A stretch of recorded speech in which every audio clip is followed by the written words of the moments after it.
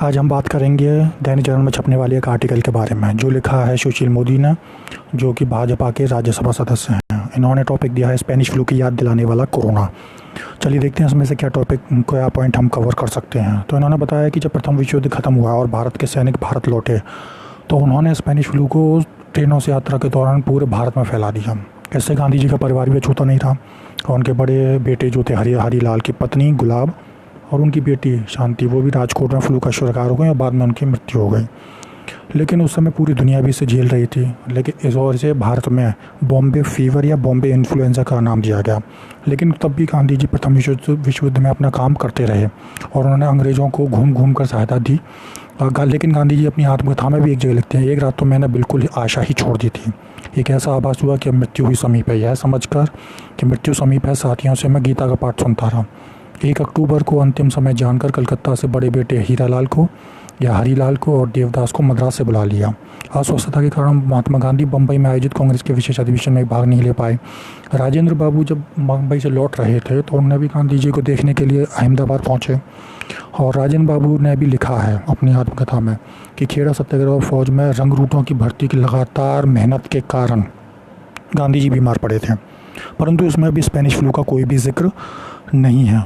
लेकिन ये देखने में आता है कि जिस महामारी से सभी लोग मर रहे थे उसका कोई जिक्र गांधी जी और राजेंद्र बाबू की आत्मकथा में क्यों नहीं है।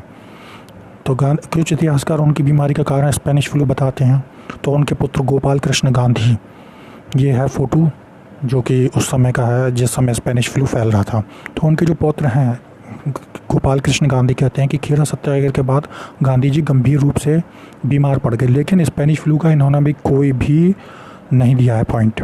लेकिन इतिहासकार डेविड क्लिंगरे और हार्वर्ड फिलिप ने अपनी पुस्तक the Spanish influenza pandemic of 1918 और 20 न्यू पर्सपेक्टिव में साफ लिखा है कि अहमदाबाद में भी साबरमती आश्रम में इन्फ्लुएंजा फैला, जिसमें 3 लोग महात्मा गांधी, चार्ल्स एंड्रूज और शंकरलाल पारिक संक्रमित हो गए थे।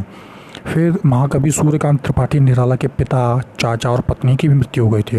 रामविलास शर्मा ने भी लिखा था इनके बारे में कि प्रथम महायुद्ध के बाद इन्फ्लुएंजा से घर के घर खाली हो गए।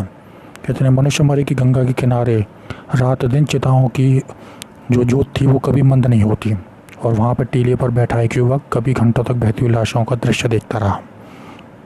निराला ने भी अपनी संस्मरण में लिखा कि इलाहाबाद में गंगा मृतकों की लाशों से पटी पड़ी थी। 1918 के सैनिटरी कमीशन के बाद में रिपोर्ट आई तो उसमें पता चला कि स्पेनिश फ्लू से इतनी ज़्यादा मौतें हुई थी कि संस्कार के लिए, अंतिम संस्कार के लिए लकड़ियाँ भी कम पड़ गईं और शव नदियों में बहाए जाने लगे। इसका इतना प्रकोप था कि सीमांत गांधी, जिन्हें कहते हैं खान अब्दुल गफ्फार खान, उनके बेटे गनी को भी अपनी चपेट में ले लिया, लेकिन उनकी जान कैसे तैसे बच गई। ये भी बताया गया कि भारत में से करीबन 1.5 करोड़ लोग मर गए थे। आगे सुशील मोदी लिखते हैं कि इनमें कुछ फ़र्क भी है जो भारत में और यूरोप में जो स्पेनिश फ्लू और कोरोना में आज के में, कि स्पेनिश फ्लू का शिकार जो था वो पहले जो है 20 से 40 वर्ष की उम्र के लोग हुए स्पेनिश फ्लू में, लेकिन कोरोना संक्रमण की पहली लहर में बूढ़े लोग हुए और अब दूसरी लहर में क्या हो रहे हैं, जवान जा रहे हैं। दूसरा क्या था कि पहले भारत में ज़्यादा मृत्यु हुई थी स्पेनिश फ्लू के कारण, लेकिन कोरोना के कारण यूरोप में ज़्यादा मृत्यु हुई है। तीसरा पॉइंट है इनका कि स्पेनिश फ्लू के समय क्या हुआ था, ग्रामीण आबादी शहरों की तरफ पलायन करने लग गई, जबकि कोरोना काल में बहुत सारे महानगरों के लोग, गांव के लोग लौट पड़े। इन्होंने अंत में पॉजिटिविटी भी दिखाई है कि मनुष्य ने प्लेग, हैज़ा, Ebola, SARS, Spanish flu, avian flu, swine flu आदि पर विजय हासिल करी है तो ये जीत भी जाएगा। लेकिन पीछे से ये कुछ सवाल भी छोड़ जाता है आर्टिकल कि 1918 में ब्रिटिश सरकार थी जो विदेशी सरकार थी, जिसका भारतीयों से कोई लेना देना नहीं था, तो उनको हमारे ज़िंदा रहने या मरने से कोई फ़र्क नहीं था। तो लेकिन आज तो हमारी सरकार भारतीय सरकार है तो उन्हें फ़र्क पड़ना चाहिए। मेरा दूसरा पॉइंट है कि आप यानी कि भाजपा सत्ता में है तो आपको समाधान निकालना चाहिए, आप इसके आके हमें बस समझा नहीं सकते। तीसरा पॉइंट है यदि लोग शवों को नदियों में बहा रहे हैं तो प्रशासन और पुलिस की मदद लेके उनको रोकिए और एनजीओ की सहायता लीजिए और उनको उपलब्ध कराइए अंतिम संस्कार के लिए जगह और लकड़ियाँ। स्पेनिश फ्लू 20वीं सदी में हुआ था, चौथे पॉइंट में, और यह आज 21वीं सदी है। तो यानी कि हमारी चिकित्सा व्यवस्था में कोई सुधार ही नहीं आया अब तक। अगर सुधार नहीं आया तो क्या फ़ायदा है। और यदि भारत को विश्व शक्ति बनना है तो उसे जैव युद्ध के लिए भी सशक्त होना चाहिए या नहीं। Thank you.